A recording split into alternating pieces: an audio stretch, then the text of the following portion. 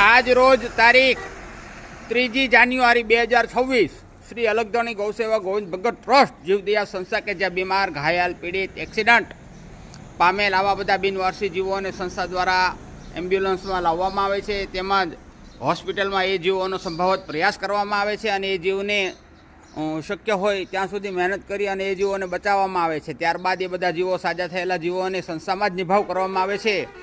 તો આ બધા જીવોને સાચવવા માટે સંસ્થા દ્વારા જે ગત વર્ષે 9 વીઘા જમીન રાખી છે, ત્યાં નંદીધામનું નવું નિર્માણ છે. તો એ નિર્માણ કાર્યમાં શ્રી સનાતન ગૌ સેવા ધૂન મંડળ ઢસા તેઓ મંડળ તરફથી એ નવી જગ્યામાં કુલ 27 ગુઠા ભૂમિદાન આવેલ છે. તેમજ એ જગ્યામાં જે નવનિર્માણ છે તેમાં 4 વોર્ડ માટે પણ અનુદાન આવેલું છે. તેમજ એ જગ્યામાં 2 અવેડાઓ માટે પણ અનુદાન આવેલ છે.